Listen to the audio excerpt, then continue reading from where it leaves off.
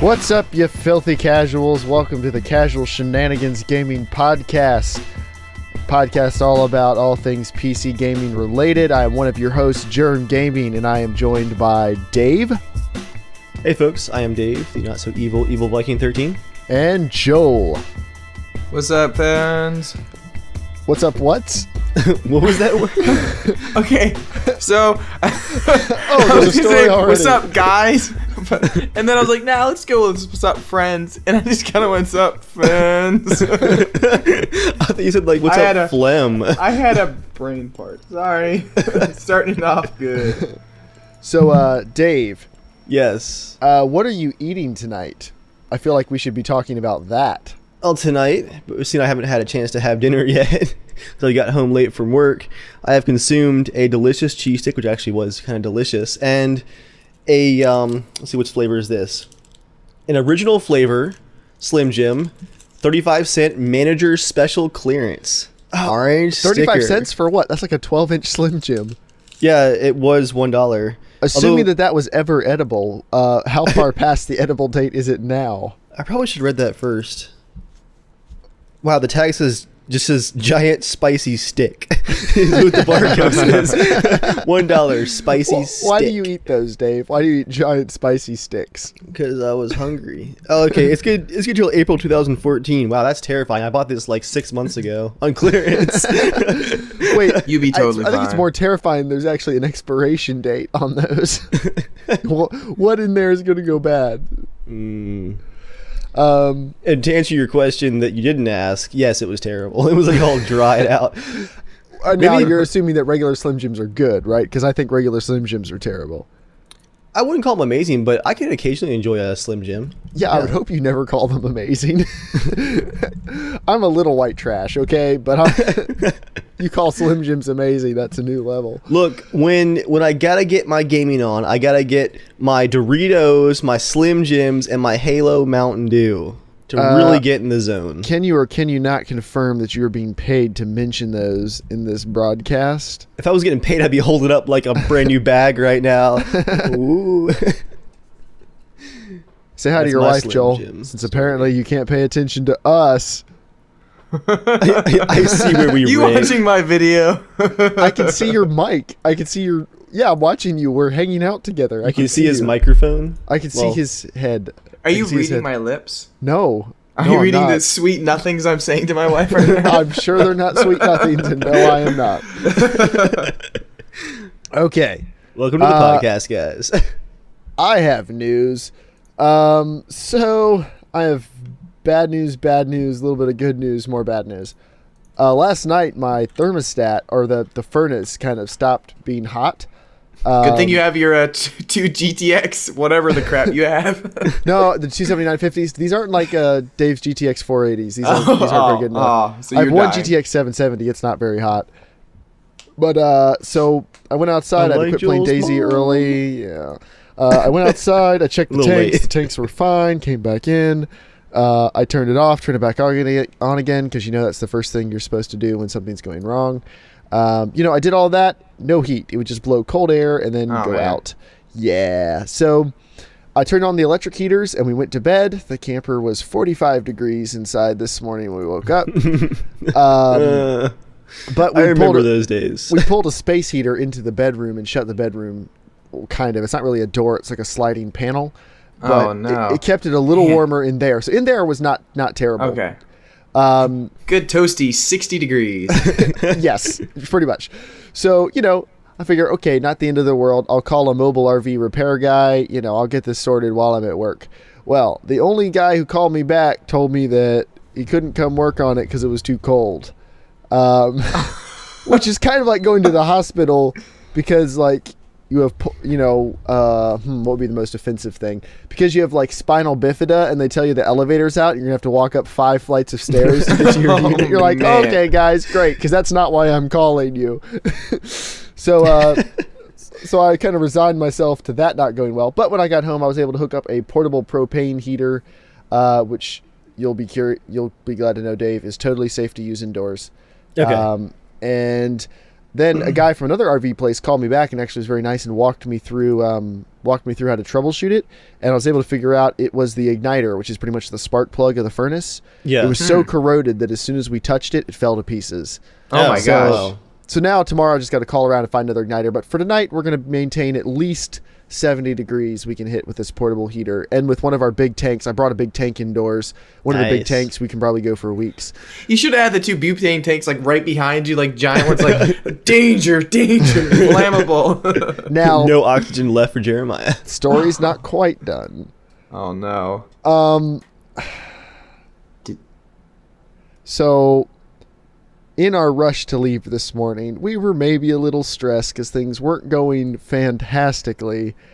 And one person in our family unit may have not left the faucet stripping when they left for work today. And so now our pipes are frozen. Oh my gosh. Wait, okay, so you have no air heat, but your pipes are frozen. Yeah, drink it away, Jeremiah. Drink away the sorrows. So, yeah, that's what's going on. You want to come up and visit? I do, Joel, I do. I've actually got a similar story I could knock out real quick if we're on the vein of suffering and cold. When I first got married, our house wasn't finished yet.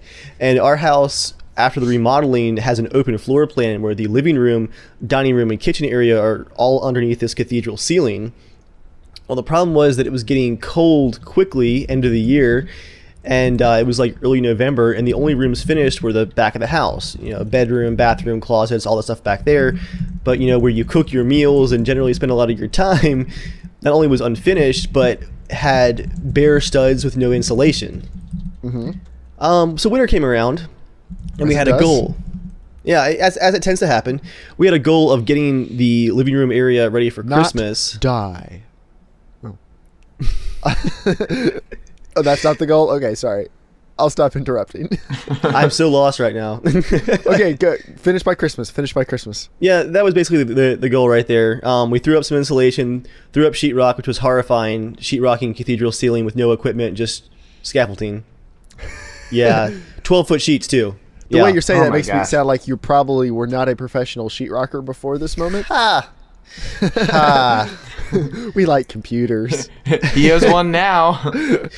So yeah, long story short, you managed to get insulation, at least in the walls, sheetrock done, painted and all, and had the room with the nice floor redone and all, because we have a nice wood floor in there that had to get redone. Mm-hmm. Like 3 days before Christmas, the only thing we didn't have was insulation in the attic. So it was just one layer of sheetrock and then open outside air. So 3 days before Christmas, we went out, bought a Christmas tree, put it up in the living room with no insulation, and then put like a space heater in the corner to decorate the tree at night. And we were out there just long enough to like decorate, like just huddled around this tiny little space heater because the room was maybe 5 degrees warmer than the outside temperature. So it was like 38. Oh my god! Yeah, that insulation stuff really makes a big difference. Yeah, and you know, having an actual heat source that's not like a little bathroom space heater, that also helps. So yeah, I've got photos of our first Christmas tree. Like all of us like bundled up in the corner of the empty room, like no furniture, crying, shivering, you know. So yeah, I know the suffering, the struggle. Hashtag.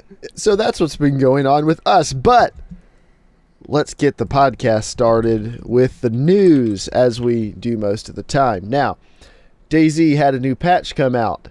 And patch is pretty cool. Here's some of the things that have been added into the patch, or changes, additions, everything else. The respirator mask now only takes up 1 slot. Your stomach capacity has been balanced. The FNX 45, 357 Pythons, M4A1s, everything spawns less often than it used to. All the weapons do, at least. Dead character cleanup is more current. That's a temporary change, by the way.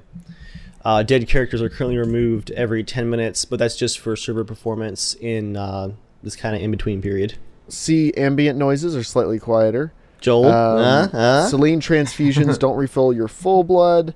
Player aim run speed updated. Some glitches and things changed. A lot of animation fixes. You can now spray paint various guns and other pieces of equipment. Let me see. It's mostly just tweaks and changes. The server seems to run a little better. Shotguns are now in the game, so all that ammo you've collecting has not gone to waste. There's also a hacksaw, which, as far as I know, all you can do with that is like open cans, right? And cut the shotgun into a sawed-off shotgun. That Oh, fits you into can your turn backpack. the shotgun into a. Can you turn the Mosin into the worst rifle in the world? The flamethrower of doom. No, it's interesting with that shotgun. People were posting videos online of them comparing the spreads of the shotgun, and this is something I'd suspected for a while because I have in the real world an 18.5-inch barreled shotgun. But actually, cutting the barrel down doesn't really increase your spread. It does by a very small amount, but going from a 30-inch barrel to an 18.5-inch barrel, you get maybe a 10% increase in the spread. What you lose is velocity. Yeah. So your drop-off is going to be much lower. But, at about 20 or 30 feet, a sawed-off is still a really devastatingly powerful gun, which is good, as it should be. It seems like they've got the spread a lot more correct in this game than they did in most other video games, at least for shotguns. I don't know. The ARs seem pretty good, and the Mosin seems pretty good. Because you think about it, a Mosin should be a very accurate gun. But how many times have you shot a rifle 600 meters away? Like, would you really be able to hit anything? I'm talking about the random dispersion. I think is the incorrect way to balance the weapons. I get that our guys are supposed to be survivors and not trained military personnel, but I've always hated random dispersion in games because it takes away the connection between your aim and the result. I think the correct way to do it would be to add a visible sway or something like that. Like most games do. Yeah. And this is probably just a temporary, let's not have the weapons be lasers kind of fix. But. Yeah, you don't want to hit scan, especially on something with that high of a muzzle velocity. There's it's mostly animations. There's new drinks added into the game. Berry picking, which I have not got a chance to do yet. Hiking pants, canvas pants. And apparently some of this stuff has happened, but it wasn't in the patch notes. It seemed like they added more stuff in and just didn't tell people. Berets were added. There's 5 different colors of berets, yeah. And I've seen people with compensators for some of the guns, which don't do anything. For the 45? Also doesn't do anything yet, but it's there. A few things like that. So that's pretty cool. And I haven't got a chance to try it yet because it wiped back to my character that hadn't died. So I'm still fully geared. But I'm very much looking forward to the fewer weapon spawns. And I like that Rocket said recently that in the end game, he wants it to be so military loot is incredibly rare. And I like that. I would actually say the Mosin should be in that category of incredibly rare. Well, I don't know. I don't know if I've ever been killed by someone with a Mosin yet. Yeah, the Mosin is one of those weapons where you got to catch somebody by surprise. You can't get into a firefight with a Mosin and you really still compete. carry one. Yes, I do. And in the next episode of our DayZ series, I pull off a pretty sweet move with it. Just saying. Spoilers. Yeah, we haven't played a ton of the patch, so we can't talk too much about it. I think we're going to play more of it tonight, aren't we? Probably so. Yeah, we haven't played much of it. What you mean is we tried to play some of it, and then Yoshi got stuck in a wall because I pushed him through it by accident. That was the old patch still. That wasn't the new patch. Was it? Yeah, that was the old patch. Okay, no, you're right. Yeah, it was the old patch. Yeah, we've had an interesting week in DayZ. I like that you can see the times in the server browser because we were playing at dusk last night. It looked really awesome. Oh, the lighting's amazing. Although I don't know if the clock on that server was running faster or something, because when I spawned in, it was most definitely 1:30 in the afternoon, according to the server clock. So, I don't know. Yeah, I think traditionally all ARMA servers have always been a bit off with the clock. Even clients are a bit desynced by up to 15 minutes for the time of day. So okay. All right, so we'll talk more about DayZ as it comes up. We got a lot of other things to talk about. Battlefield. I've got some news. Oh, what? Okay. What? Dave's got some gun news, actually. Dave has gun news. All right, well, if Dave wants to talk about gun news, he should tell me ahead of time so I'm not just blazing past him. But no, go ahead. The thing is, if I would have warned you guys about it, Joel would have just tuned me out right now. I know he's going to anyway. I can see it. I heard the guns, and I was like, well, I'm going to go play a game of Battlefield. Yeah, you're just phoning it in like normal, Joel. Yeah, nothing new there. What am I going to add to guns? There's bullets and clips and magazines and that's true. They're all that's like saying, guys, why are we talking about education? There's just math and there's words. And that's really it. That's basically it. And student loans, crushing debt. Welcome to education. You should probably start learning more about your health and heat. Hey, we're gonna live. Talking about what are you guns. talking about? We ain't dead yet. Yeah. Suffering's good for the soul. It's bad for my tootsies, though. My tootsies are cold. Well, that's a little bit too much information. My tootsies are my toes, Dave. I know what they are, but when you say it like that, it sounds weird. My tootsies, they're cold. Yeah. So, gun news. Yeah, the SHOT Show was actually last week, which is the, I guess, E3 of firearms technology. Oh, that sounds like a place a bunch of liberal bloggers are losing their minds at. To be fair, most of the gun community, like the advertisements and stuff, are horrible. Yeah. Is it Bushmaster? Their ads for their ARs, it says, yeah. consider your man card reissued. That made It's me like, angry. really, guys? And all of them are like these overweight dudes, like in their 40s, wearing all tactical gear to protect Like a their full- houses. A full tactical vest that like comes way out down at the bottom. It's like, come on, guys. If someone breaks in your house, do you really need like the ultra strobe and the laser and like the low glide stock, or do you just need like a $300 shotgun and a couple rounds of buckshot? Well, if you have concern for your neighbors, you use an Yes, AR. I know AR, But- Dave. But let's pretend you didn't have Going almost back to the SHOT $1,000. Show. SHOT Show, yes. Going back to the SHOT Show, actually, a lot of it is industry stuff where civilians can't touch it. You know, law enforcement only, full autos and stuff like that. But what's really cool, this caught my attention coming out of CZ USA. I bought my first CZ last year, my CZ75 pistol, and that's the only experience I have with CZ, but the general knowledge on the internet, who you can always trust, is that all things that CZ touches are awesome. Their rifles, their shotguns, everything. In 2009, by the way, guys, CZ is the Czech Republic. They're like national firearms manufacturer, I guess. Bohemia Interactive is based out of the Czech Republic. In 2005, they came out with the CZ805, which is actually a rifle in Battlefield 4. That's their new assault rifle.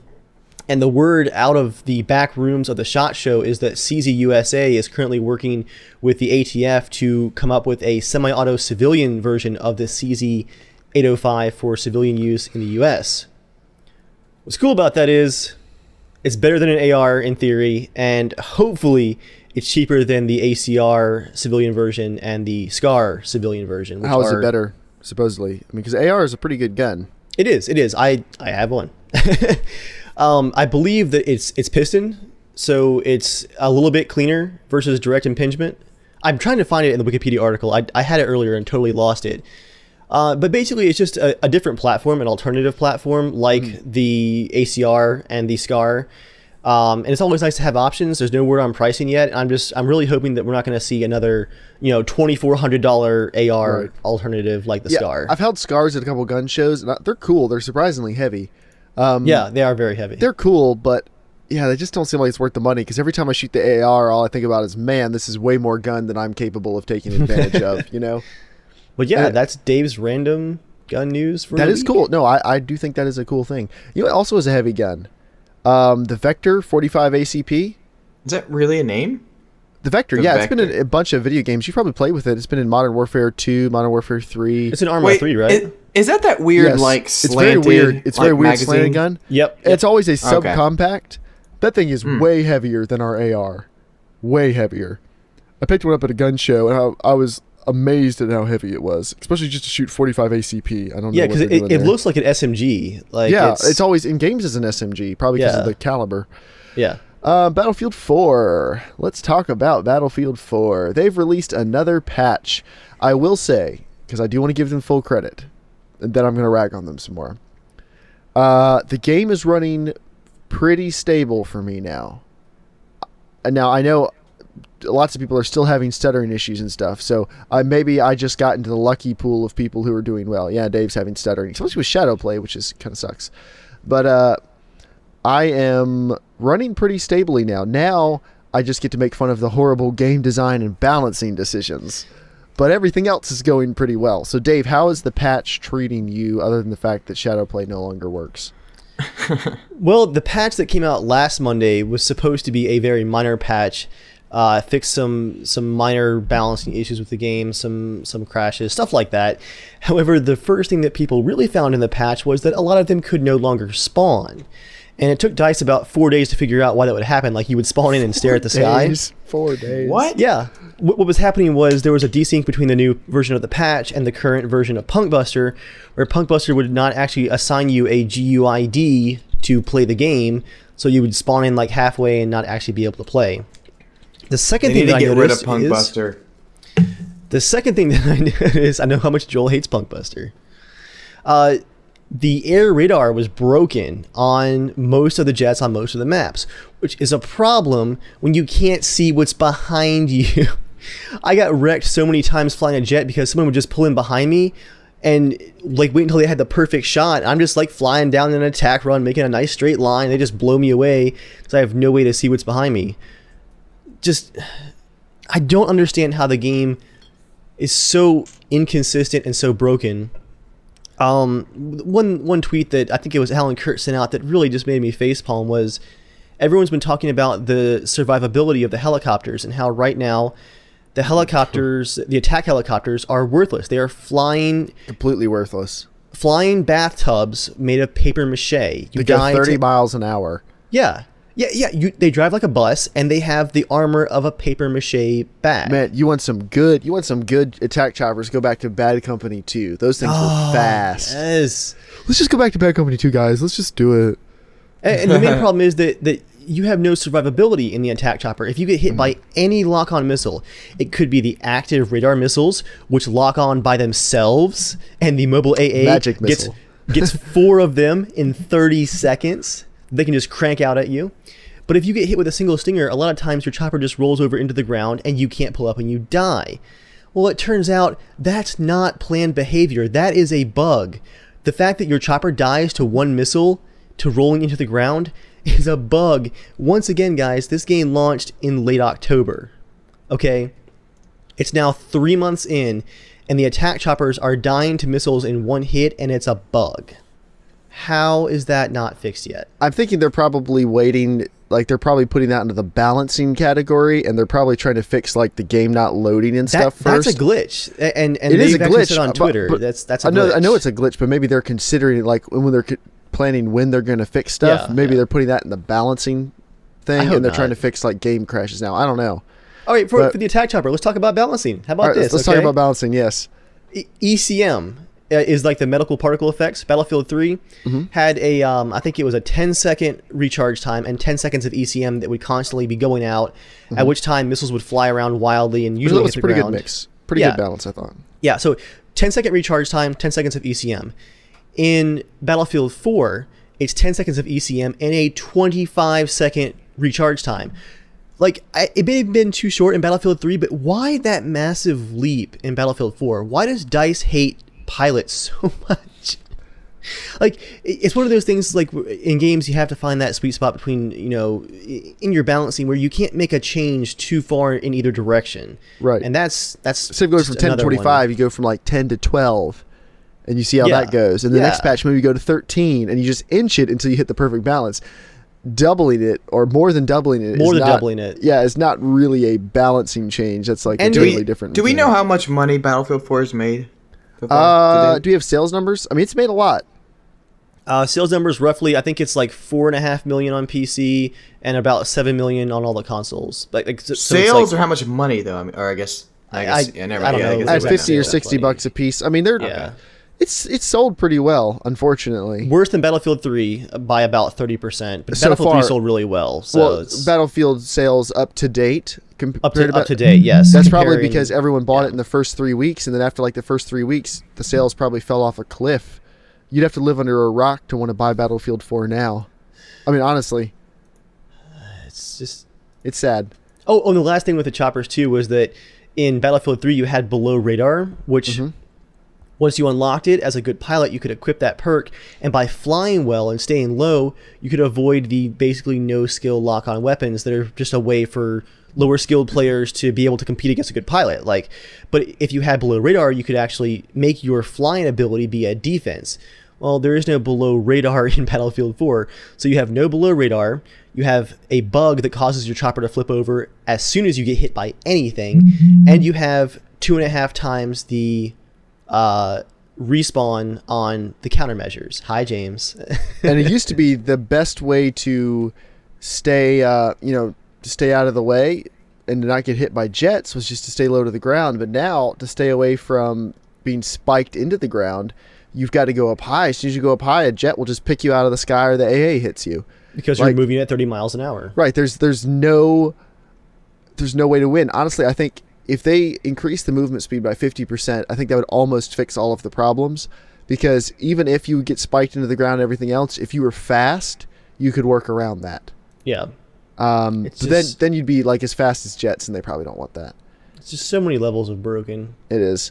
But we're going to move on from that sad thing now. Touch on Shadowplay briefly.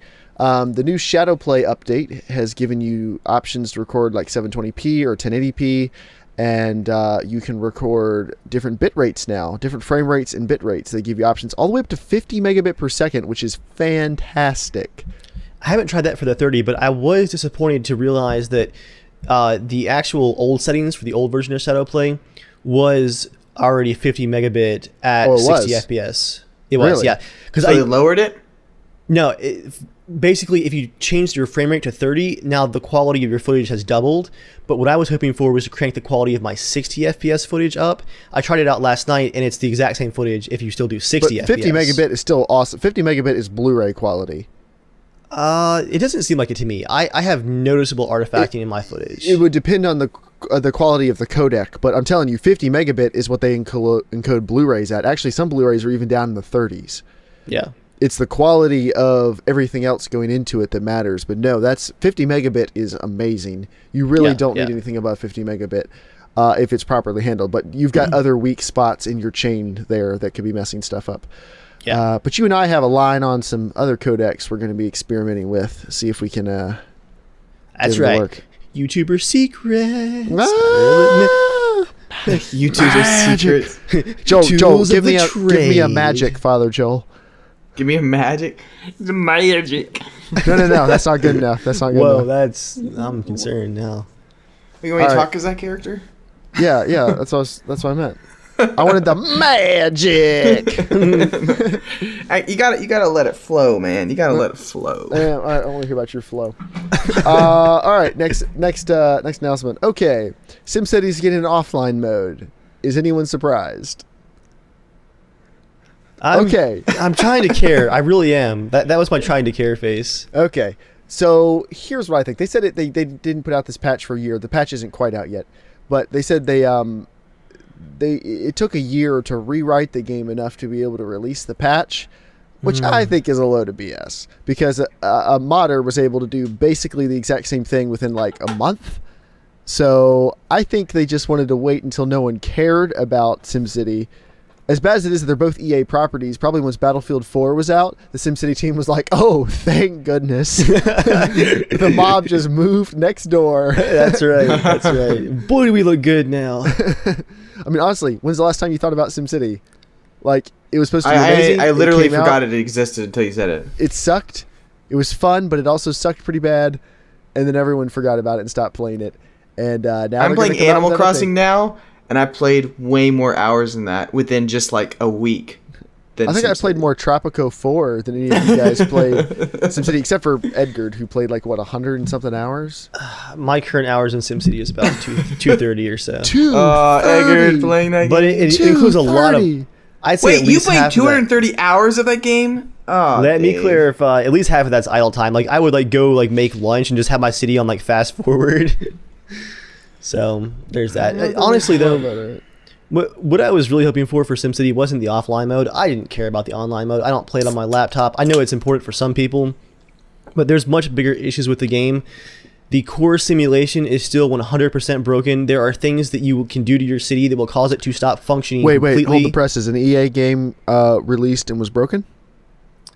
Beyond broken. I mean, like, keep going. At its core level, the way that the simulation like does the behind the scenes work for your city, for the population, for jobs, for waste management, there are so many ways you can get that simulation to break. And there's still that fun glitch that Edgar got a bunch of times when he finally quit, where every utility truck, every ambulance, fire truck, waste management truck, they all get stuck at the exact tile on the road trying to leave the city. They stack up, and then your entire city grinds to a halt, and the entire region is then done. The region's broken. Every city in that region is now stuck. You can't fix that problem? Nope. Nope. Simulation freezes, and it's stuck. It's gone forever. Now, have you played it since they released a bunch of patches? Because this I don't offline patch know. is going to be patch 10. So they've released a bunch. But I think all those patches were in the first 3 months. I don't remember a patch happening since like June. and it tied to the poor simulation is the fact that as broken as the simulation is, like it has rounding errors that cause a whole bunch of like ripple effects. And because of how broken it is at the moment, that's why the city plots are so small, is because even a 5% or 10% increase to the city plot size would cause an exponential increase in the rounding errors and the simulation errors. So if they doubled the size of the city plot, it would exponentially increase all the problems, and it would break even faster. So maybe they ought to come out with a version where the cities are a quarter of the size and everything runs great. So you can have you in your backyard, and it works awesome. Don't get me wrong, guys. The Glassbox engine is really cool. It looks great. But for a city simulator, maybe the simulation should have come first. Tropico 4 is a fun game. Throwing it out there. Just it throwing is. it out. And I hear SimCity 4 is an awesome game, too. I heard it's pretty cheap, too. $5 every Steam sale. Last bit of news. Chrome now has an update that I've been wanting for literally years. In Chrome, when a tab is making noise, a speaker icon will now show up on the tab, letting you know which one is making the noise. So for people like Dave and I, I noticed that and I was like, hey, is this new? I don't remember this. I'm like, we use like 20 tabs at a time. I can't speak for Dave, but I'm guessing that's probably accurate. No You mean 70 tabs at a time? It's very useful, especially when... Which browser? Because I have a couple open right now. Firefox is my main like social media exactly. one. Yeah. See, Chrome is my YouTube. Is my YouTube browser. Why do you need to have that many? Oh, God. Jeremiah, right now, internet high five. That's right. Boom. And then Browser Internet bros. Explorer. Browser bros. Internet Explorer is so I can sign into my personal Gmail account for Google Music. Internet Explorer has replaced iTunes because it runs better than iTunes. Let that sink in, Apple. You say Internet Explorer? Yeah, and actually, Internet Explorer is decent these days. But the question is, in 5 years, will it still be when people are still using that version? Who knows? But yeah, so that's the news. Now we have some... Yeah, that was some really short news. Thank you. We have some... just to introduce the podcast, just a good, quick, swift 32 minutes. All right, we have a couple questions. First, Jonathan. I don't think you say his name is Jonathan. He's from Sweden. He says, to start this email, I must say your podcast is effing awesome. I listen to it on work like every day, and I've heard every episode at least 3 times. I'm your friendly stalker, winky face. Not creepy. Whoa. Not creepy. He's looking forward to Joel's movie, which looks sweet. Good job, Joel. Okay. So he says he'd love to play with us sometime. He's like 6 hours ahead of us, which could be a problem. We're working on coming up with a DayZ event. I just need to pick a date because I don't think if Dave and I sit down together, we're ever going to just settle on something. So I just need to say, this is when the thing's happening. Oh no, I love planning things in advance and scheduling and all kinds of planning. I just got to plan around Dave's naps. So his question... That'd be great, actually, if you could just do that for me. Here is his build. Cooler Master 690 case. That will not be relevant, but that is part of the build. i7 4770K with a Cooler Master side-on 120-volt water cooling. Dave, could you do me a favor and Google that water cooling real quick? Cooler Master, one more time for me. Cooler Master side-on, SEIDON, and it's the 120-volt. He has an MSI Z87 motherboard, a Chief Tech 650-watt power supply, Asus GTX 760 2GB, 1 terabyte Seagate Barracuda, 16 gigs of Kingston RAM. Okay, first question. What do you guys think about my build, and can I put an SSD in without swapping my PSU to a bigger one? Your build is pretty awesome. It's better than any of ours, at least as far as the processor is concerned. 4770K is a beast. Your graphics card's pretty middle of the road. I'm sure you know that. Wait till they drop in price and grab a second one, or maybe get another 800 series if you're running out of stuff to play. But the 760 is a decent card. You'll be able to play on that for years to come if you want to. Yes, you can put in an SSD without swapping your power supply to a bigger one. SSDs use barely any power. I mean, you're looking at what, like 5 to 10 watts maybe for the entire drive. Even hard drives barely use any power. And your 4770K with the GTX 760, I will be shocked if that thing's pulling over 400 watts at full burn. Now, I don't know if Chief Tech is a good brand or not.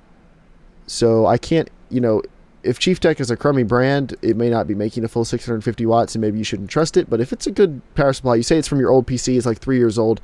I don't know. That's up to you. I can't speak to Chief Tech or not. But this is his main question. Were you able to find that cooler? I did, yes, actually. Does it look like it's good? Yeah, it looks like it's another one of the quite nice looking all-in-ones. It's got good reviews on Newegg, so. Okay, so here's the second question. Do any of you have any clue why the 4770K is producing that tremendous heat with no overclock? So it's not overclocked. Before he added the water cooler, he was hitting 80 to 90 degrees Celsius when he was playing BF4. Sounds like a 480 right there. On high ultra. Now he's getting 65, 70 degrees Celsius at full load with the water cooler. Is that cold enough not to harm my CPU? Is that because the stock cooler is crap and the small plastic pins are crap? He hates them. Okay, so first I would say, yeah, the stock cooler is terrible. Will the stock cooler let you run 80 to 90 degrees? I know that the one thing with the 4000 series parts, and Dave, I don't know if you've heard this too, but they run really hot. And you can't overclock them as far. Clock for clock, they perform better than the 3000 series and the 2000 series.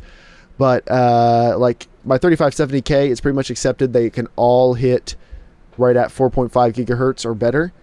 And it's amazing if you can find a 4670K that'll go to 4.5. Most of them won't go above like 4.2, 4.3 because they get so hot. Yeah. So on the stock cooler, I would say that is within the realm of possibility. I actually have a real world example for that. Go for it. I don't have. She gets hot. Joel, your mom is always hot. She doesn't get hot. She's always there. I've got a what is it? i7-960 in my work computer with the crappiest Intel stock cooler. Like any kind of cooler held on by plastic push pins is a piece of junk. It's awful. We actually would violate the warranty on my system if we change it though. So we said, screw it. If we burn out the CPU with all my rendering, then they have to replace it. And to Intel's credit, those things take a beating. Since 2009, that CPU frequently has had multiple days where it's at 100 degrees Celsius, full burn, rendering, and it hasn't caught on fire yet. It's been almost 5 years now, and it's still going. I think you're within the safety range, and also, actually, one problem is once you hit 100 degrees Celsius, you start having your CPU be downclocked, so you are losing some performance. Is actually the main thing. Like, don't worry too much about your CPU killing itself. Worry more about losing performance if it gets too hot. But 70 to 80, I think you're all right. What's the thermal limit for that CPU? Do we know that? I think it's 100 Celsius. I'm trying to look that up right now. Actually, I mean, it can take the heat. That's that's the biggest thing to keep in mind. Is actually that is not like a Core 2 Duo. If it went above 70 degrees Celsius, you're dead. But that is not really the case with the 4000 series. I mean, they can take the heat. Okay. According to Intel's datasheet, the 4770K, its thermal limit is actually 105 degrees Celsius. So right, it won't actually downclock to 105. Yeah, more than boiling. So in that case, that was fine. Like that was about what the stock cooler can do. 65 to 70 degrees Celsius is fine. Like you're good. Yep. If you had a other processor, you might be used to running like your AMD processors at 40 degrees Celsius or something, or the older Intel ones that low. That's not really the case anymore. Everything's hotter. Yeah, absolutely. So, yeah, that's cold enough. It's not going to harm your CPU. I mean, your CPU could always break, but CPUs are pretty tough. It's hard to break them. That heat's not going to break it. If you want to lower it a little bit, something you could possibly look at is what fans you have in your case and how they're pulling the air. Just kind of look at like where your radiator's mounted for your water cooling and stuff, and make sure you don't have a bad like air pushing against other air, like two fans pointed at each other or something dumb like that. I've done that before. I was doing a build for somebody. He had a Lee case with only one fan in the front, one in the back, and I accidentally had them both pointing into the case. And the temperature was like 20 degrees Celsius higher than it should have been. So as soon as I got it fixed, it was totally fine. But like, check for anything dumb like that. But no, I would not worry about that temperature. If you're doing like a full burn. Now, if you overclock it, you might have to volt it up a little bit. I wouldn't overclock that processor much past like 4.1, 4.2, or you're probably going to be at like 85 degrees Celsius again. But look at a 4770K overclocking guide, see what other people are doing with it. Yeah, definitely. Okay, so next question is from Infinity Troll. Okay. Love your content as always. Thank you very much. I know I sent you a build a couple months ago. You reviewed it on Casual Shenanigans. He's changed his build a lot, and he wants us to relook at it because he's going to order mid-February. His build is a 4670K, a GTX 660, a Z87 motherboard, 8 gigs of G-Skill, a Thermaltake 650 watt, a 1 terabyte Western Digital, a Corsair 200R case, and a Samsung 23.6 inch LED. So question number Joel 1 is asleep. Question number 1, Joe. We're getting to stuff you like. No, Stay I with was us. just about to say, can we name this podcast to Helping the Podcast? Just helping everyone. Here's your motherboard. We'll just help you out here. We'll help you out here. Here's my movie, guys. Can people give money to it? Shots fired. Welfare works for everybody, Joel. I'm just kidding. We Thanks, got you. I just have nothing to say. We got you funded just by ourselves. Joel, if you could just nod occasionally and be like, I'm nodding off. All right. So, first question. What does the memory and a graphics card like mine do? And is this 2 gigabyte version for my build, together with the rest of the components of the PC, enough to run games like BF4 and DayZ on high-ish or ultra graphics? Dave, I'll let you take that one. what? GTX 660, 2 gigabyte. Is that enough memory? What is the memory for? And can he run BF4 and DayZ on high or ultra? Resolution-wise, A 1080p. It's a 1080p monitor. Okay, yeah. 2 gigs is plenty of memory, but actually that card can't fill all that memory fast enough. You don't have enough core processors to actually make use of 2 gigs, so memory is not really the issue. A 660... Not ultra. Let's just get that out of the way. Right. DayZ. You can probably play DayZ on ultra because DayZ is going to max your CPU out way before your GPU is maxed out. I thought Dave was answering this question. Sorry. I'm sorry. What? No, you have a good point there. DayZ, especially right now in alpha, has a massive CPU bottleneck. So yeah, DayZ would look great on that. I'm trying to figure out Battlefield 4, probably highest settings at 60 FPS, but you might get some dips. I don't know. I can barely squeak 60 FPS on highest settings with my 770. Yeah, every person's different though, so you never know. Yeah, honestly, I'd go for a better card if possible, but don't be afraid of the 660. It won't hurt you. Yeah, I mean, it'll treat you right. It's not a bad card, and you can probably take comfort in the fact that they'll probably be $120 in a year or so. You could always SLI if you wanted to. Yeah. But a 660 is not a bad card. You can keep that for a while if you're okay lowering your settings. On DayZ, you'll be fine. On DayZ, if you can't play in Ultra, it's because of the servers and the optimization. Battlefield 4, who knows? Battlefield 3, you can most certainly play on Ultra. Yeah, if you want to actually just figure out your problems in Battlefield 4, just get a magic 8-ball and see what's up. Second question. What will my build probably drain in energy if I overclock the CPU and GPU? I'm not really that great at overclocking, but I want to learn it. Is my power supply going to be able to withstand it? He has a Thermaltake 650 watt. So here is what I would say. I have a Corsair 650 watt. Both Thermaltake and Corsair are both great companies. They make really solid power supplies. So we can assume that my power supply makes about the same amount of power as your power supply. I have successfully run 5 hard drives, 1 SSD, 2 7950s that were overclocked, and a 3570K overclocked on the 650 watt power supply with 0 problems. Humble brag. Look at all my hardware, guys. But don't worry, we're gonna okay. But I've had no problems, so yeah. you will I have think no you're problems. good. You'll Yeah. have no problems. When you hear power supply recommendations, people go way overboard with them. I mean, you can have a build with like my 2 7950s, according to some sites I've found, On full burn, my system probably wasn't even pulling 500 watts. There's a big difference between doing a synthetic test that maxes everything at 100% and an actual real-world test. You find me a game that can take 2 graphics cards and push them to actually 100%, I would love to see that game. They don't. Same thing with your CPU. You are never going to be gaming with your CPU at a flat 100%. Not that CPU. Not anytime soon. Actually, a funny example, the most usage I've got out of my two 680s, I saw 88% usage average on both cards in Empire Total War because I'm running Darth mod and I like quadrupled the size of the infantry units. What's Darth mod? It's like a massive like. It has nothing to do with Star Wars. Community. Well, his logo is a Star Wars Darth Vader helmet, and it's really but it's cheesy. not like a Star Wars RTS. No. It's like one of those giant community patches, but. Because of just the amount of people, like it actually uses almost all of both of my graphics cards. It was pretty impressive. Nice. Tasty graphics. Tasty. Don't you mock me, Joel. Don't you mock me. Okay. I heard your chuckle of judgment. Last question from Tasty. Zach. He has asked that we not read his name out on the air. I didn't read his last name for any of you who think I just messed that up. Zach could be anybody.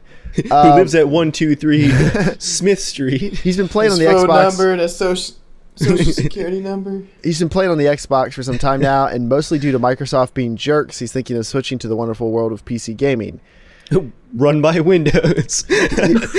Run by Microsoft. Unless SteamOS takes off, you never know. No, but it Windows won't. for the foreseeable future.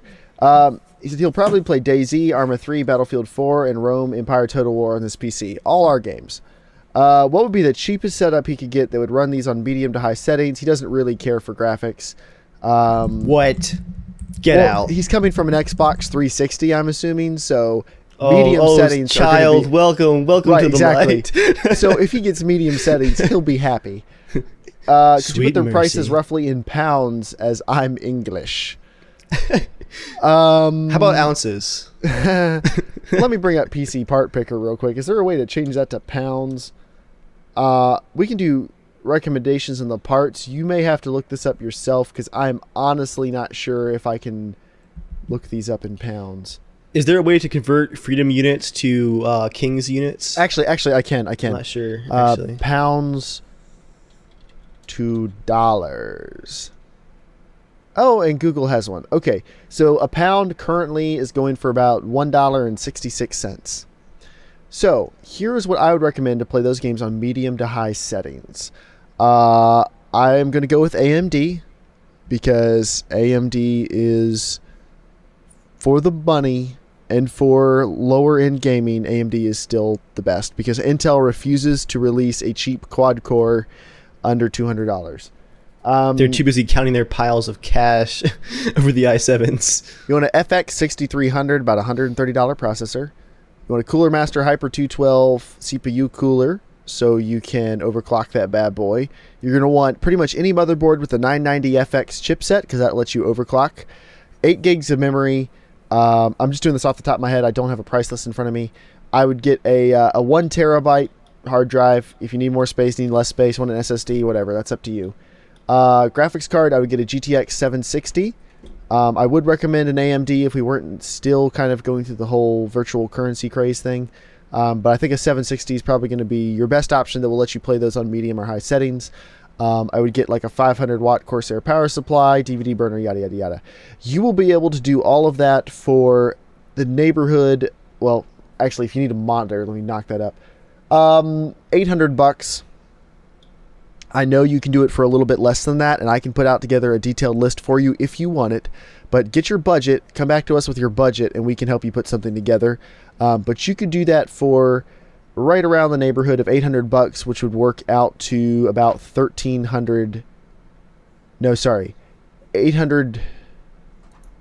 which would be about 500 pounds.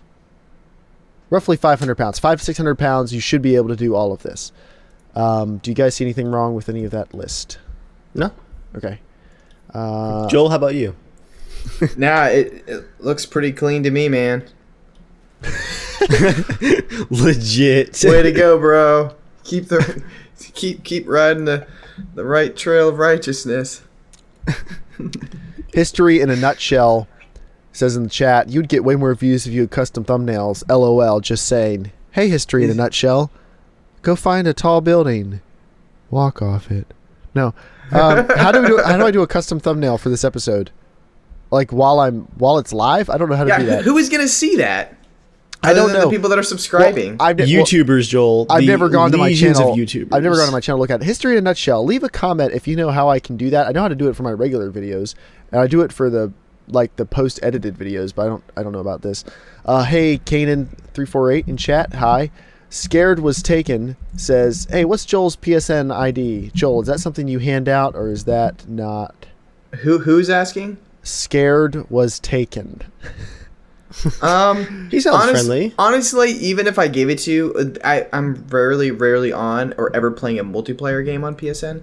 So other than you sending me just love letters or something, I won't respond to you. Not that I don't like you, but it's just a waste of your time. And then me and Jeremiah would get jealous. So there's that. Definitely. Yeah. And if anyone watching this is in the group of people that I've not accepted onto my Steam friends list, if you go by another name that I know you by, like you're a friend of the podcast or something, you need to let me know that when you try to add me on Steam, because if I get a bunch of random ones and I don't add people I don't know who they are, because the few times I've done that, some people can get a little pestery.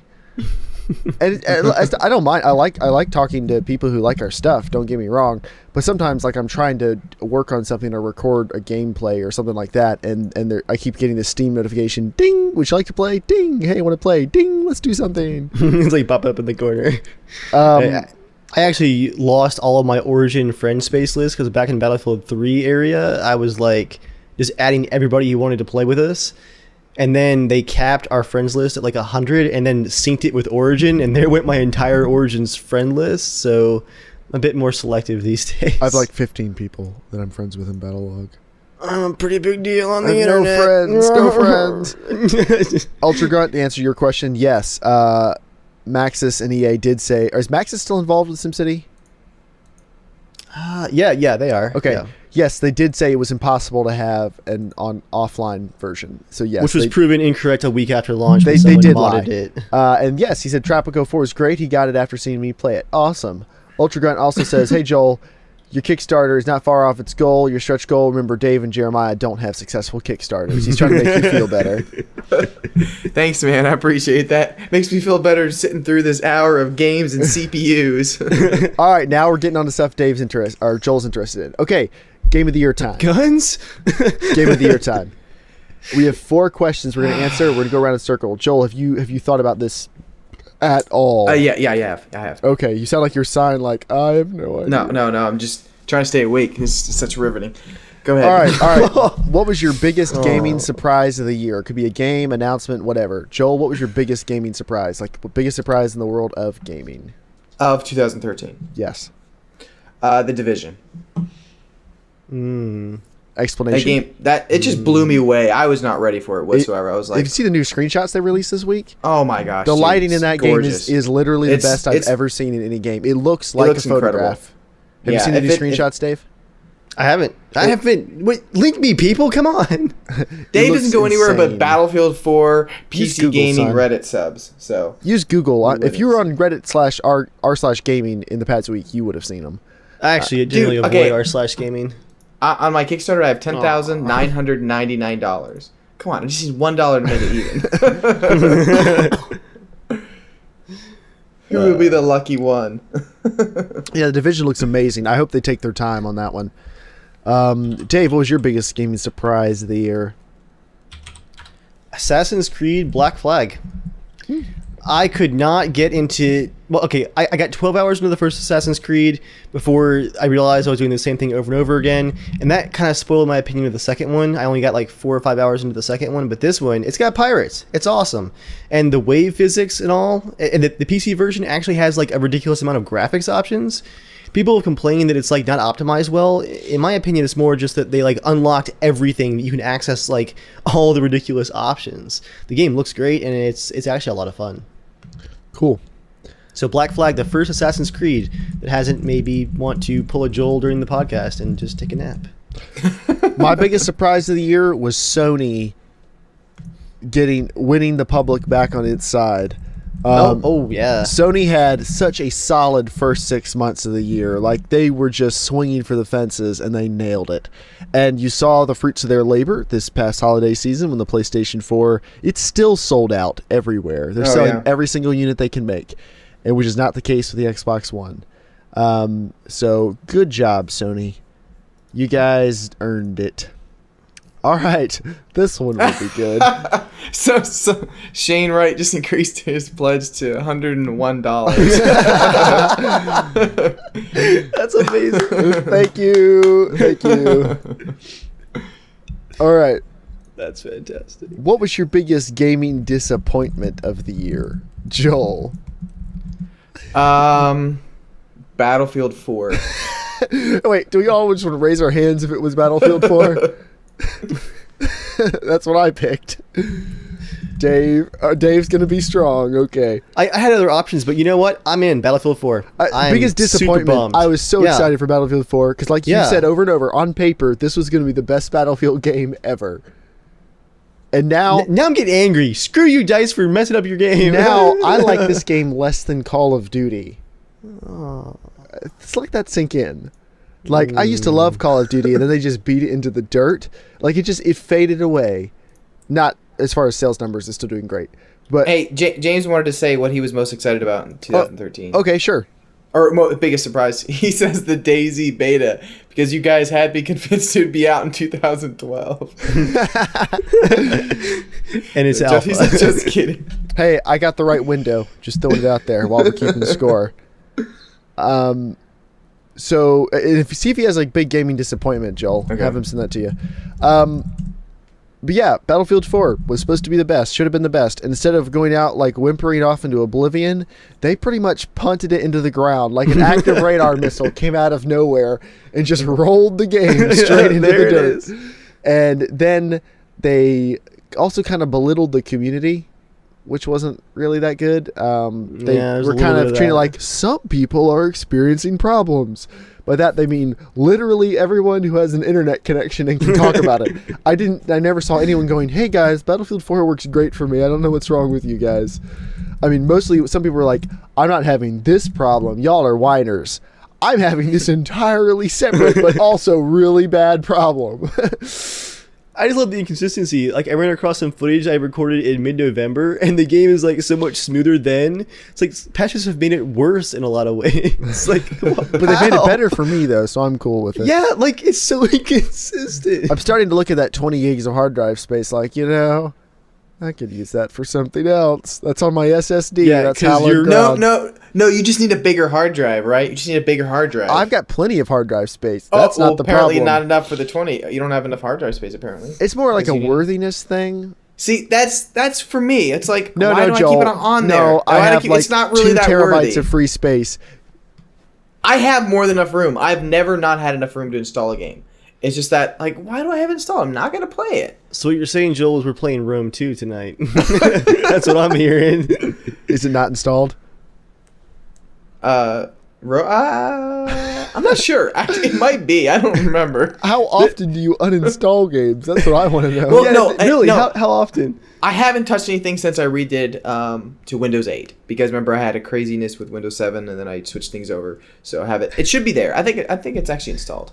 The great part here, Jeremiah, is you probably haven't watched our Rome 2 videos. I really don't think you would. No, I haven't. No offense. But we posted the 3rd episode in late October after not posting one for almost 2 months, and it had been so long that 2 patches for the game had came out and had corrupted our multiplayer save game, so we had to restart the series, try to get back to where we had left off, which we got like pretty close, and we played an episode, and at the end we're joking like, well, it was 2 months, Joel was busy with his film stuff, but we'll be back soon. And then we're like, we'll see you again in 2014. Like, would that be funny? Well, that was the last episode posted. All right, Dave, I'm just going to throw this out there. If you come across a spare code of the game, or if Joel, actually, hey, when the game sharing feature comes out, you share the code with me, Dave, I will pick up the slack. I will pick up the slack. I don't even know how to play that game. The view counts will go down, but you'll pick up the gaming slack at least. It's true. I'm crying on the inside, but you're not wrong. No, you have such good quality with your videos. I'm so sorry about that. So sorry about what? They don't have as many views. Oh. I feel like you deserve more views. Well, see, I'm matching Dave about, like, I'm at 10% of the size of his channel, and it's matched it all the way up. Like, as Dave grows, I'm growing at exactly a 10% rate. So eventually, that's going to be pretty awesome. When Dave's rolling over like 500,000, I'll be like, I can finally make enough money to pay for internet. Woo! Yeah, but pay to get heat and unfreeze the pipes. when I'm reviewing like perverted Skyrim mods with like really inappropriate thumbnails and just rolling in the YouTube money and don't even care about quality anymore. when I'm on the news as a professional Hollywood director, I'll be like, I used to play games with people. I can't quite remember the names. But no, that actually, probably not matters. I am not one to rag on other YouTubers' lives, so I'm not going to say anyone's names. I'm not trying to call out anyone in particular.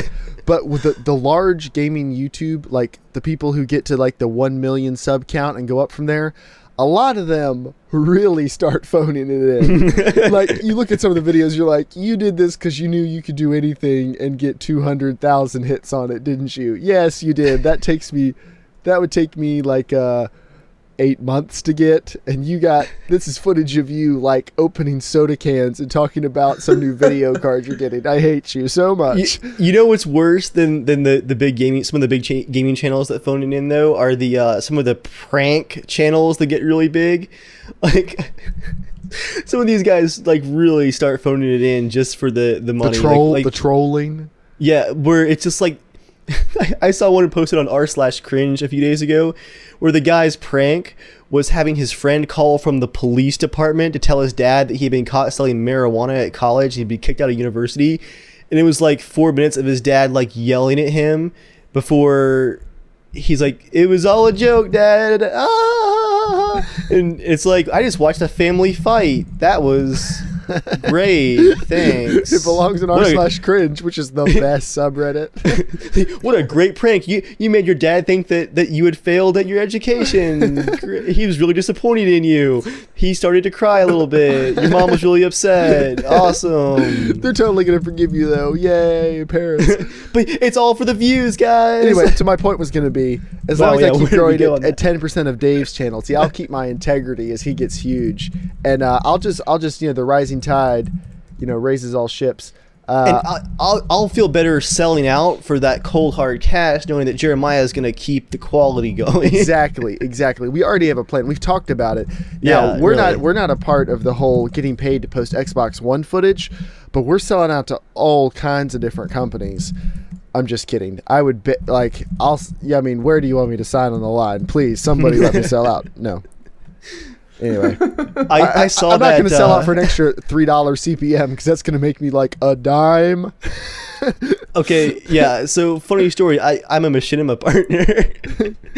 I got that email, and obviously my entire channel is like PC gaming. I briefly actually thought about doing this like ridiculously over the top Xbox One video just to see how many people would call me out. Like it's like Arma 3, DayZ, Battlefield 4 PC Ultra, and then it's like, hey guys, I'm here to talk to you about how awesome the Xbox One is. Where would you get footage for it?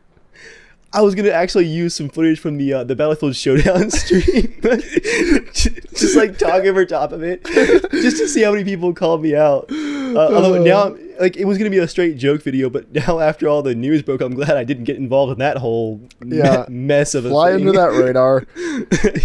Woo! Consoles. So yeah, Battlefield 4, biggest gaming disappointment of the year by far. Oh, that's what we're talking about. Yeah, James says he's most disappointed with all things Wii U. A lot of people say this is the year the Wii U really started doing good, though. I think the only thing that's really good about the Wii U this year is the Super Mario 3D Land and Mario Zelda. Mario Zelda? Sorry, gosh. Oh, man. Wow, someone sounds like a parrot. Got that Mario Zelda game. Revenge of the Zelda 64 on the Nintendo box. Hey there, guys! You guys playing your Mario Zelda game? We're not supposed to see the prophet's face. No. We're not worthy to ride the great train. Wait, we can't call him the prophet. He's the conductor. That's what we have to call him.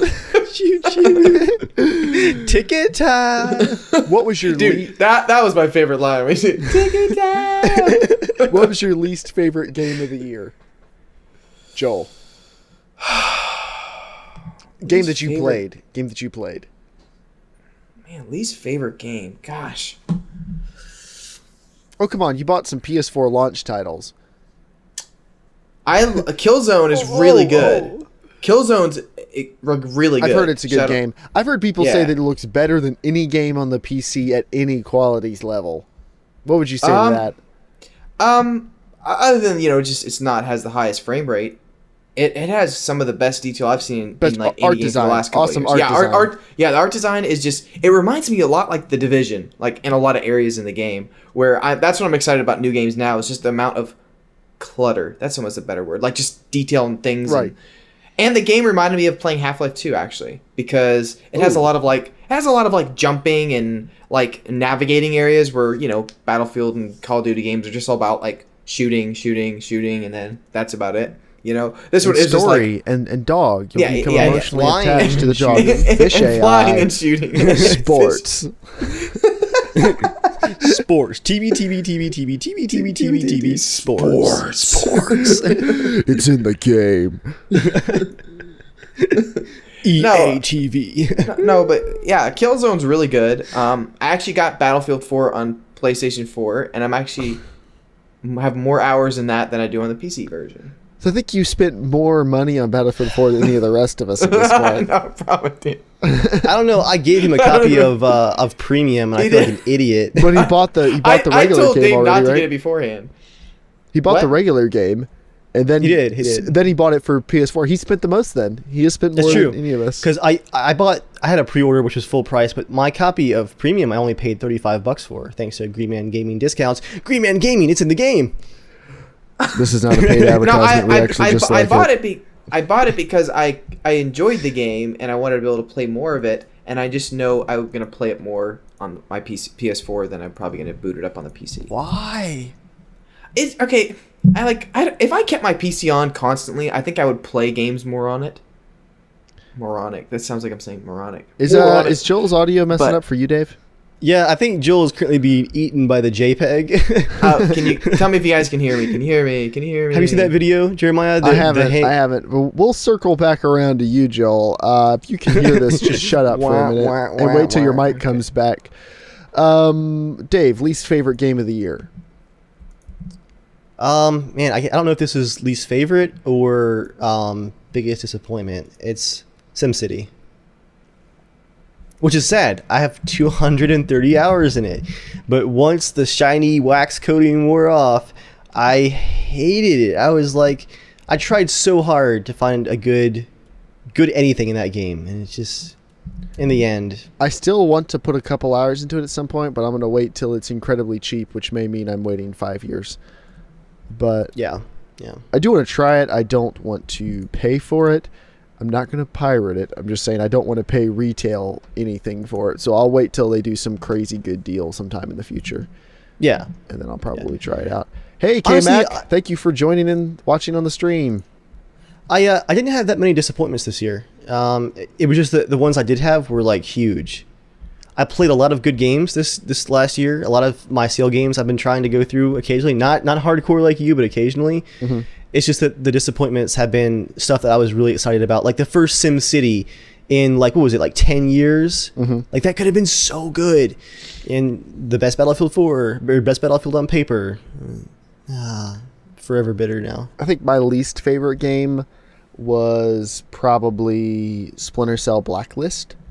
But you beat it, didn't you? Yes. So you played all of it. I did play all of it because I'm a Splinter Cell lifer. I've played every single Splinter Cell game. I've loved most of them. Double Agent wasn't that great. I liked what they did with the combat and conviction, and for this one's Blacklist should have been the best because they were kind of getting some of the more hardcore roots of the series back with the gadgets and like the different stealth options and everything else. Right. So it was supposed to be awesome, but the game actually got really linear. And it kind of turned into more of an action game. Like there were sections that you really couldn't pass unless you just went in guns blazing.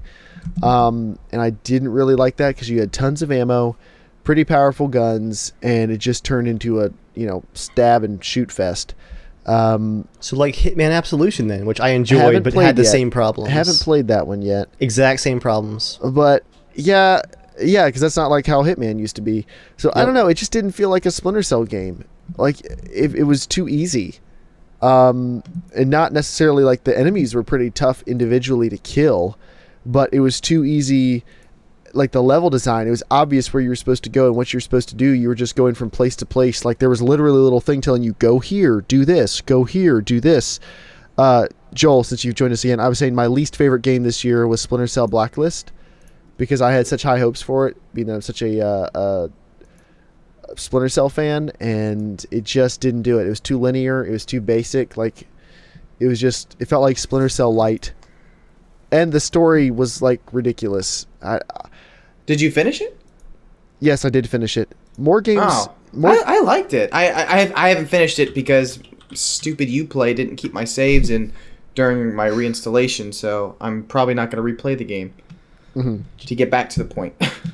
Joel, your Uplay internet is horrible. Dying. Uplay did not help that at all. Uplay wanted to And the download a patches. new patch. Oh my Every single gosh. time I started, it was like, hey, there's another 30 It doesn't install all the megabyte patches patch. at once. It downloads one at a time, and then oh gosh. Another problem with the game, I think, is actually a Uplay problem. Because the same thing happened with Far Cry 3. Remember when we tried to play co-op in Far Cry 3? It took like an hour to get everyone joined up. And I thought maybe that was just the like the game having a bug or something. But Splinter Cell is the exact same. Joel and I tried to join together for a long time. We couldn't even figure it out. We couldn't make it work. Like it just didn't work. And so yeah, that was probably my least favorite game of the year, because it wasn't the biggest disappointment because I didn't have monstrously high hopes going into it, but I was expecting that I was really going to like it because it was a Splinter Cell game, and that turned out not to be the case. So that is my least favorite game of the year. Joel has frozen up again. We're going to keep moving on without him. In chat, Sabbath Fury says, I got to say I started my channel because of Jeremiah's Arma 3 and DayZ, as well as Dave's Empire Total War. Thanks, Casual Shenanigans, guys. Thank you. That's very inspiring to hear that someone would have started a channel or something because of something we did. So Yeah. thank you for the kind words. And now our last bit. Joel is back. So Joel, before you drop out again, we'll start with you. What is your personal game of the year? Man, it was kind of a tough one, but I think I'm gonna say Last of Us. It was between Last of Us and GTA 5, and I think Last of Us wins. Mm-hmm. Dave? I'm actually not going to say DayZ because it's not finished yet. Mm-hmm. It is just the alpha. I'd say that the fact that the alpha of a game that came out at the end of the year was like, that was actually in my running for game of the year. That says a lot about the potential it has, but I want to wait until it hits beta at the end of this year, or 2015, to be like, holy crap, this is the best thing ever created. All hail Rocket and the second coming of DayZ. Man, favorite game of the year. It's a really hard one for me. I couldn't decide on one. I thought about Last of Us and BioShock Infinite. I think were my two single player games that were like neck and neck for consideration. I'm okay, and Joel, don't take this the wrong way, but I think I'm actually gonna go with BioShock Infinite just because graphically it was superior. And you already picked it, so I'm going to go with The Last of Us to be on Joel's side. Here's the thing. I thought BioShock Infinite had the potential to have an awesome story, and it did a good job. And in my opinion, in the third act, it totally fell apart, and they had to, I don't forget what the name of the trope is, but they pretty much had to sit you down and explain what the heck was going on, because there was no way the story was going to naturally tell itself out that it would make sense. Like, it just wasn't. They dug themselves way too... Same thing Battlestar Galactica and Lost ended up doing, where like you just dig yourself in too far and you have to sit down and have the talk, which is basically writers Battlestar, going... I fight you on Battlestar Galactica. No, I got the ending. I love Battlestar Galactica. I thought it was pretty good. I don't remember them ever being a huge explanation. Season, and at least for me, that I was like, huh. They started getting a decent amount of explanation. Like, it started taking up more time. It was never as bad as BioShock Infinite or Lost. The last 5 episodes of Lost were nothing. There was but no the writers explanation going, of Lost. Please, what are we gonna do? So, but I'm gonna go with The Last of Us, because as a story, something I can really appreciate in a good story is it was simple. It was a very That's true. That is true. You knew exactly what was going on. That's and something I'm going with my film too. what are you It's kidding me? simple. Are you kidding? I love the ending to Bioshock Infinite. I thought the twists and all were fantastic, but you're right. They did have to sit you down and kind of walk you through I thought it. some of the twists were cool. Spoilers for Bioshock Infinite. If you have not played Bioshock Infinite, tune out now. Don't. Just I would say not, because if you ruin the twist now, you need that payoff, because the storyline is Okay. pretty convoluted. All right. You really need the payoff. All I'm going to Yeah. say then, when you find out that that one person has that connection to another person, Yeah. I thought that was cool. But how they got there and what they did after that, I did not. I thought it was dumb. So I can see that. I just, but The Last of Us, like, man, when it ended, like, there's so much even to talk about with the ending of that game. Yeah. Can we do that one? Can we talk about Last that of one? Us? It's been almost a year. Or it's been like 6 months. Spoilers for The Last of Us. If you've not completed The Last of Us and care about the spoilers. Let's just talk about the themes, because it was okay. a phenomenal game. It was a phenomenal To me, game. the main theme of the game was like, is humanity worth the trouble anymore? Like, these two characters are trying to survive together, and is it even worth it? Or should they just give up? I just realized a friend of mine, I still let him borrow it. I need to get it back some point, because I really want to play multiplayer again on that game. Yeah, it was great. Yeah, it was so good. Like, as soon as the game was ending, I just knew, like, that was one of the best games I've ever played.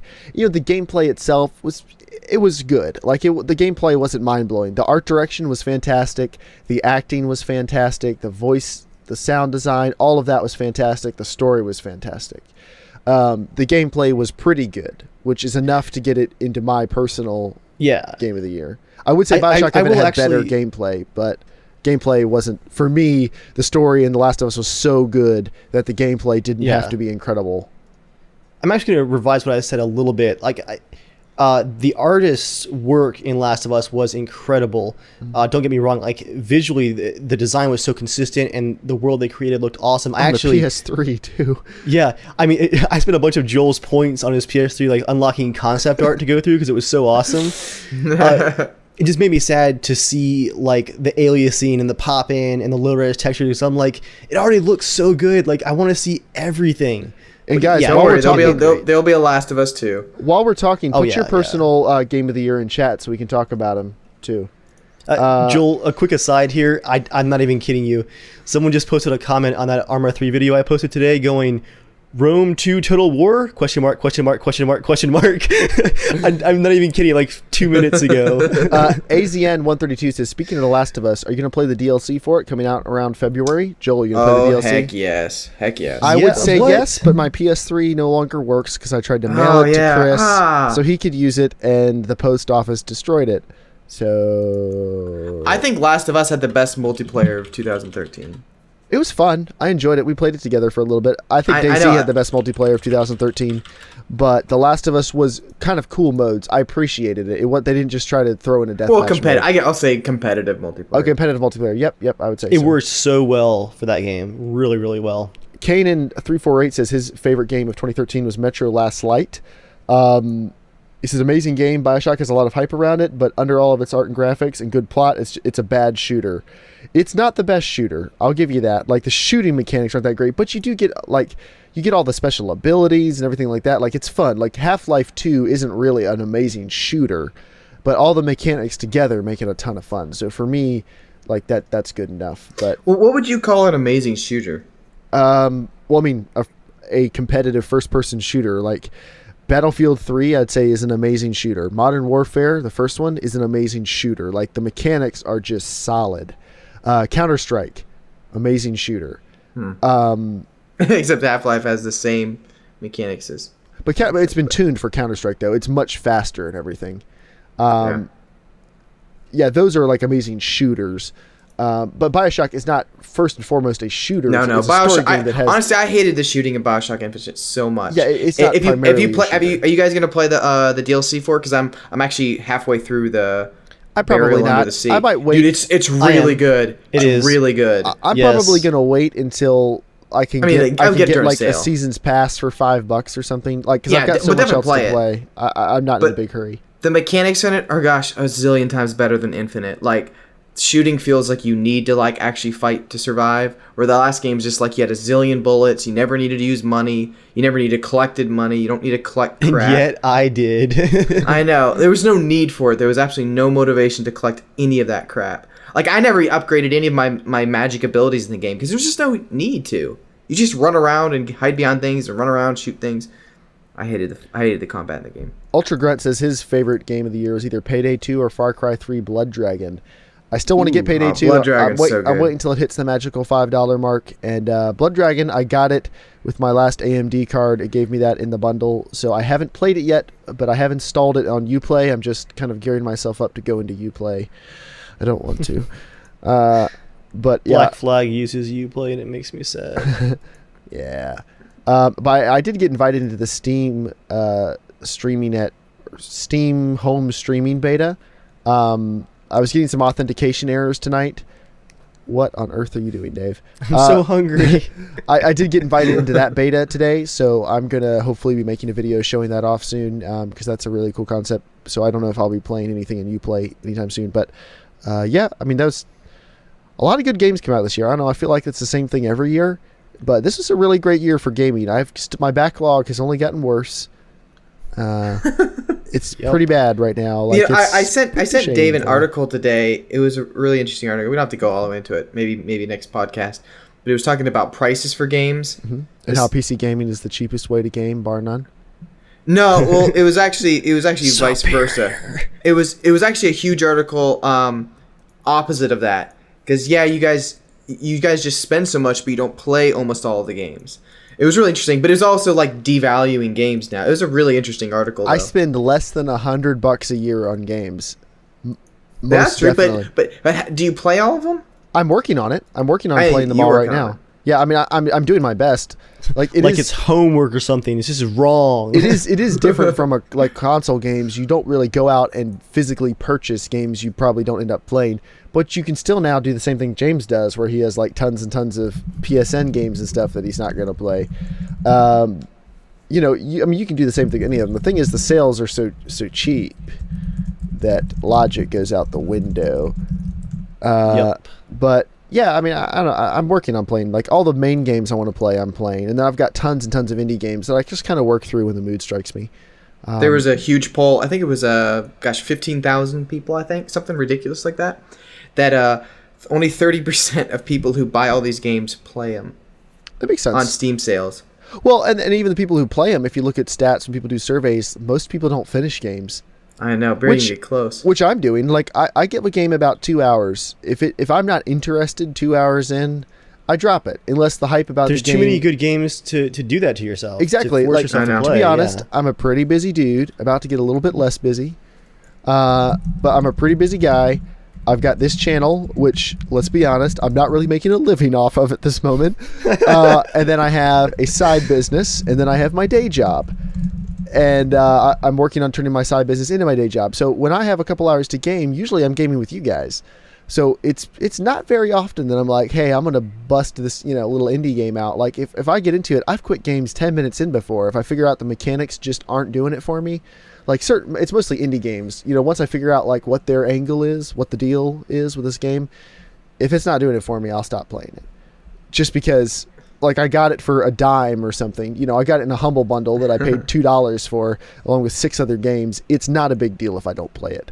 If I get an hour of enjoyment out of that entire bundle, it was worth the money. So, I mean, that's kind of me. I think you guys are pretty much in the same boat. Yeah. Yeah, I mean, it's... You know what I just thought of? I don't think I ever told Jeremiah about this. Dave, do you remember that game I made, the little RPG game? Yeah. I lost it, and James apparently has a copy of it somewhere. I would love to send that out to people and see who can actually beat it, because the difficulty spike in it is just out of this world.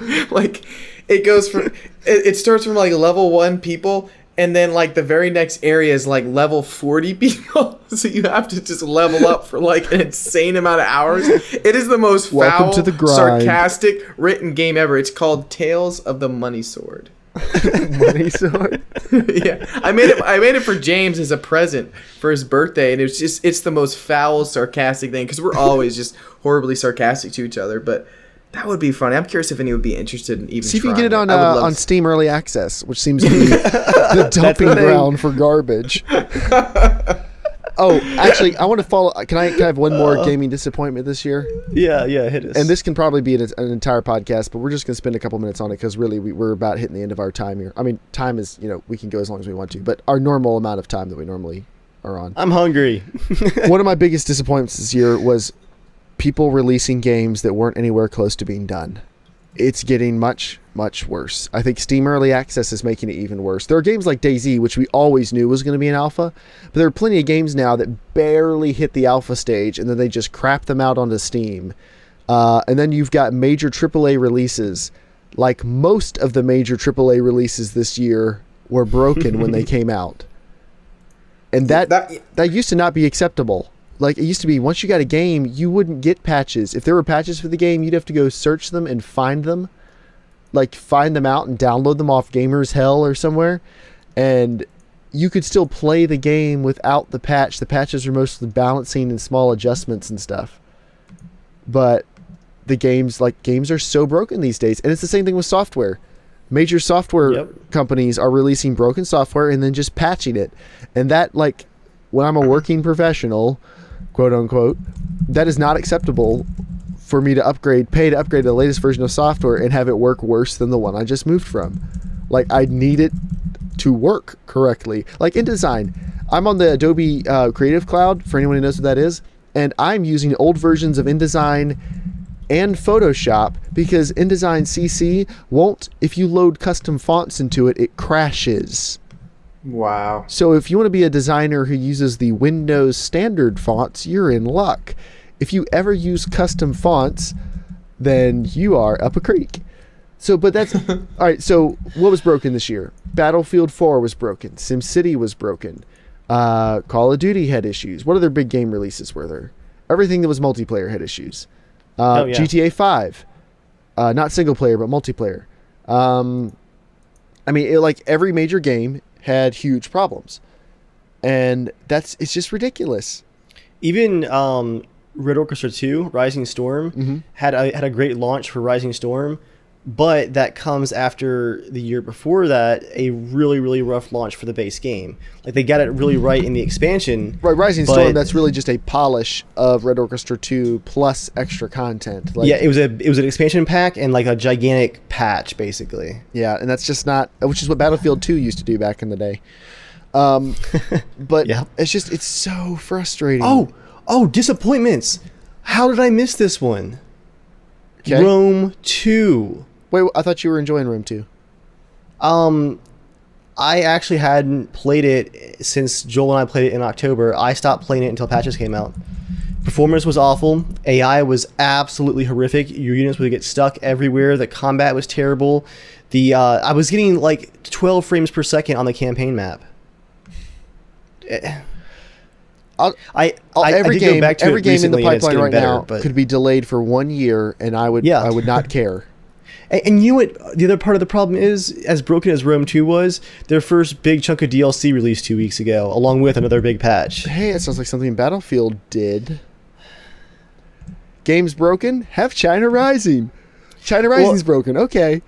That's a little different because China Rising was almost done. It was almost done, but this is about community perception. True, very true. And they've been mishandling perception for a while. Perception. Gosh. It's nice that they said, we're going to stop production of all DLC till the game is fixed. It's not good that they were like, oh, but you can have this this other stuff also. They needed to just throw the gauntlet down and say, no, the buck stops here. And they're like, well, some people had a few problems. We'll work on it. It's gotten to the point now, I don't want to buy any games when they first come out. I feel like it's a waste of money. Most of I told Dave, I was like, with this new generation of video games, I mean, the costs are just insane. Because, I mean, looking at the Division, the amount of content and the amount of stuff that's in there, that if the game at all resembles that. The production costs, you mean? It's the production costs are insane. They're movies now. I mean, production. And now, well, here's the thing. Everyone now expects it, that every game has to have full motion capture and dialogue choices and all, multiple endings and crap. It's like, holy crap. It's the same thing that happened to movies. I'm sorry, you were still making a point. Go ahead. No, keep it going. Yeah, I think you were going to finish it. It's the same thing with movies. Movies have gotten bigger explosions, crazier stunts, more insane. Like everything has just gone bigger. But you can go and watch a good movie from 20 years ago, and it's still a good movie. You watch a crazy action movie today, it might be a crazy action movie today, but in 5 years it'll be crappy. And the same thing, crappy movies from great movies 5 years ago are kind of crappy today. If it's a actually good movie, if the gameplay is good, if the story is good, the movie will stay good.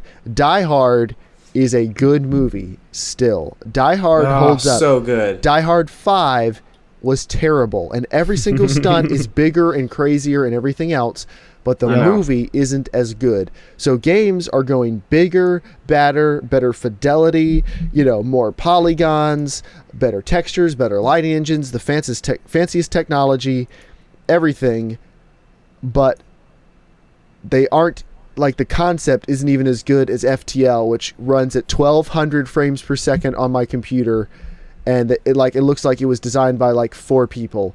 And that game, the core gameplay is better than probably half the AAA games I played this year. I mean, the concept is better. It is a better thought out game, in my opinion. Again, there's a lot of opinion here, but there's too much money being dumped into making games crazy. I mean, look at Call of Duty. That's all you need to see. Every year they're trying to outdo themselves. Spectacle! On the biggest spectacle of the year, and people are kind of wise to the fact now. You just can't keep going bigger. You have to go better. And most games aren't. Every year there's a couple surprises that pop out and shock people. And I'm hoping Titanfall will do that this year. You mean Titanfall, the EA published game coming out I'm not on a buying set it. release schedule? I will buy it a week after release if it's good. I'm going to give it 1 week and see what everyone says. I really like the idea. I think the idea could be really cool if the game itself what game, works. sorry? Titanfall. Oh, yeah. Ooh, I'm excited for that. Could be really good. But yeah, actually, I wasn't very excited until I saw the recent leaked alpha footage. That actually looked like fun. Like, it reminded me of a kind of Halo style experience. You guys remember having fun in your multiplayer shooters? But seriously, it's now spectacle is on this pedestal above fun. Yeah. Like fun is hard to hit that target. So if we just cram a whole bunch of effort into spectacle, we'll just get people's attention easier. I know. Do you remember, like, only maybe 30 minutes ago when someone said, I like BioShock Infinite better because of better graphics? No, you can appreciate a game like for having awesome graphics. I'm just kidding. It was the storyline. The storyline graphics. And the tasty graphics. And for me, art design can make up for a poor story or something. Like if the art design in something is amazing. Like Trine 2, not that great of a story, but it was so beautiful that I wanted to play it for that. But dude, I'm playing the game, I think it's called Looper or... Gosh. Crap. I think it's called Looper on... in relation on to Steam. the movie? No, on Steam. It's a 2D game. Okay. And the graphics are amazing. I believe it's called Looper. It's like a little, like you're like a little robots, like, looks like you're like a guy on the moon or something like that, but in this secret sci-fi base. It almost reminds me of Limbo. No, it's not Okay. that. I'll look it up now. Dang it, it's so good. Like, really, I'm completely immersed into it. I wish I had more time to play right now. Yeah, honestly, I'm seeing better ideas coming out of indie studios. Yep. I would consider DayZ to qualify as an indie studio. They're getting bigger now.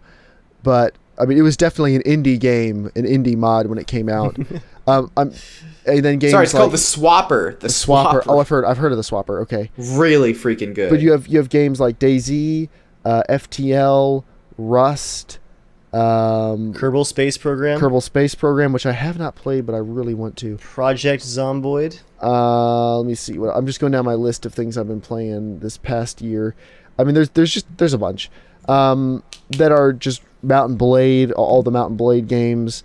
Tropico, I think, is the best city management game. Chivalry, yeah. Like, just really awesome games that people are coming up with the ideas and then they're making them instead of just throwing money at the wall and trying to see if they can get enough money out of people. I don't know. It's just...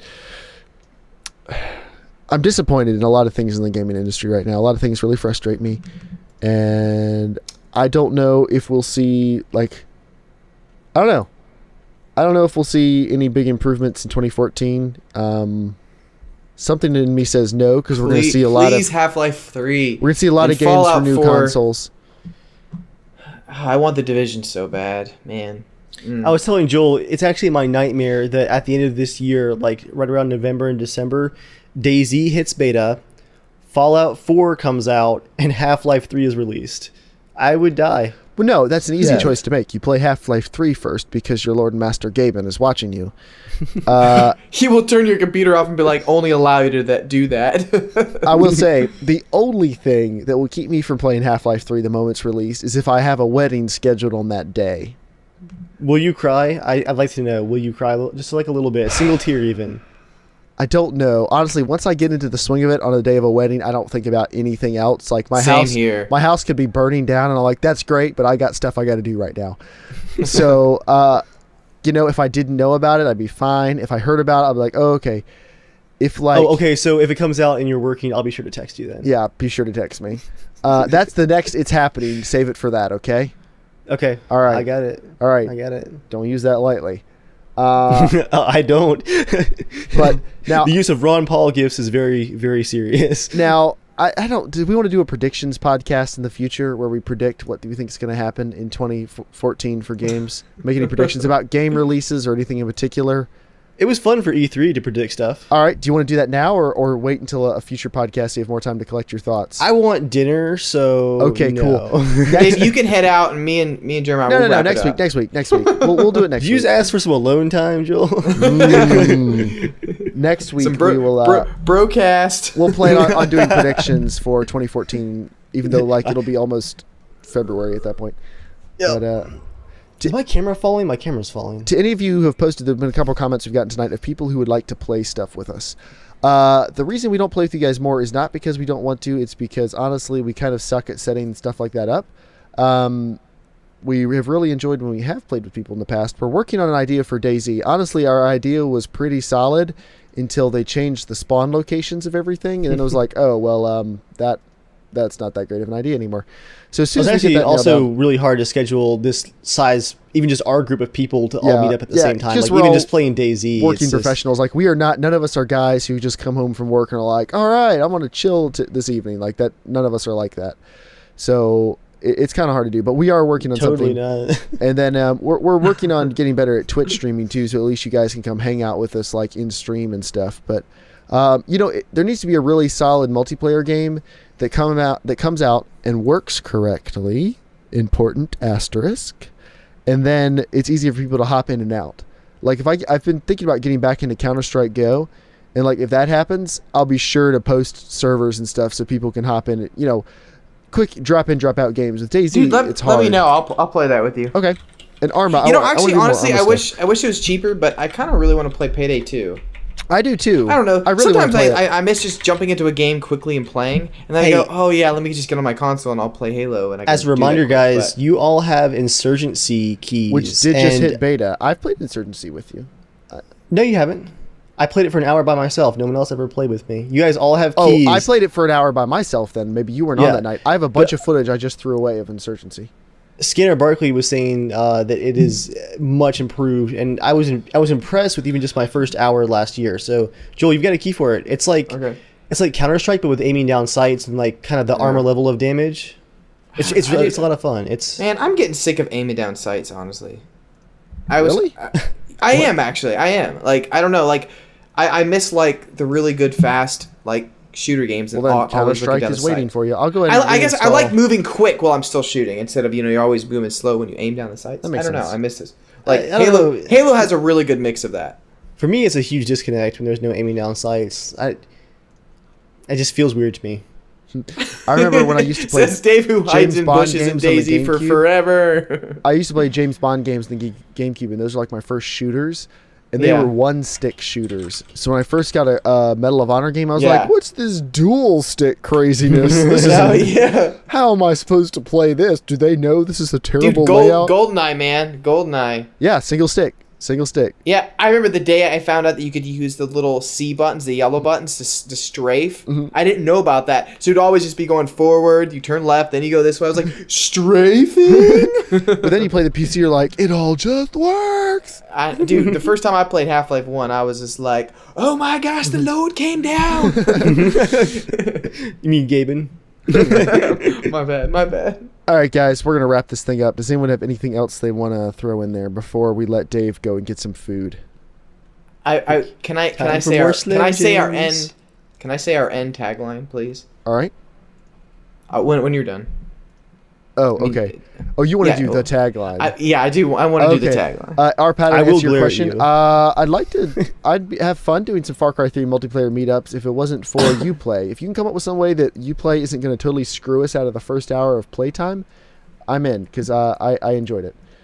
But, okay, Kanan348 says, I'm 3 minutes into Joel's game, and I can say only from the dialogues, this is the best RPG ever.